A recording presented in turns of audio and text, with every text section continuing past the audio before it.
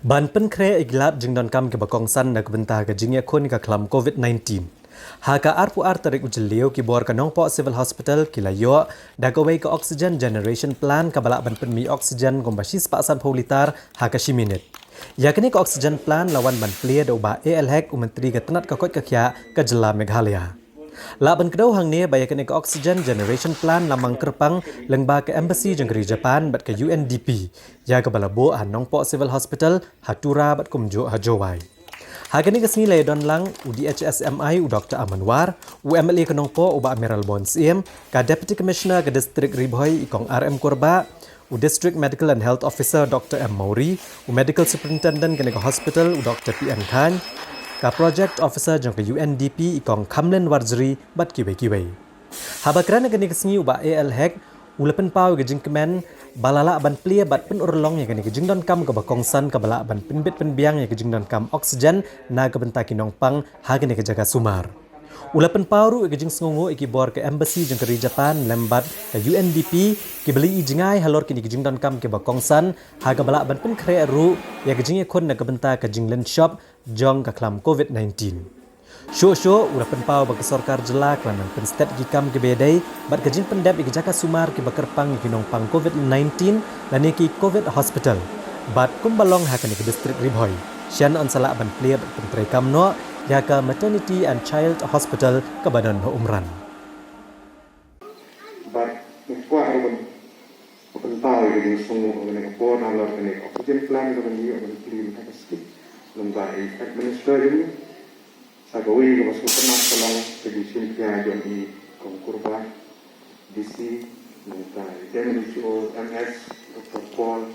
nak bentar itu kan CSR project nak bentar ini centralized oxygen nak bentar ini hospital ya kalau ada pen install ada pen clear kalau mungkin kerku tang nak bentar di COVID patient di nongkai general patient kalau tentang di sini bukan tapi kalau mungkin kerku bisa kemudian menik dan subun di kam kemudian haban training ni sekmat tapi ini sekarang bah lagi di kisni di mana mirang laban nang budin ni jindon kam di bubun na bapor bah terus aku juga bapor kumba jadi trend bagi honorable health minister aku bagi pada COVID hospital yang dia umran tu bahasa itu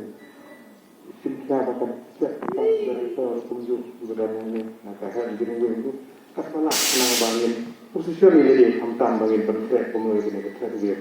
maupun hidup ke banja de takadang ni serta menjadi Thailand tak ni semua sebut nak yang aku dan ini boleh sebut cerita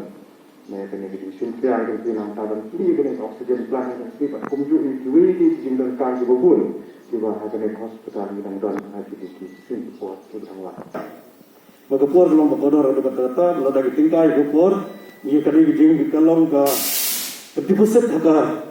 kalau buat di pokor besar, kedua pusat ada di ujungnya. Jadi ini perlu ada pokor bagi ini. Jadi kan ada tahu ini bah umrah ada boleh lokal milih baik kata umrah, ya kata COVID hospital kepada sah ada benda ini lawan pet ini lagi dekat bagi DHSMI dekat bagi DC dekat Indonesia lokal milih ngai dolang ada yang benda kadang sakut kenapa kam aduh minta dapat tolong ada masin one page yang ketua dia mengui baka kam yak kemat ngatho ada sisi sah principal secretary ngau bah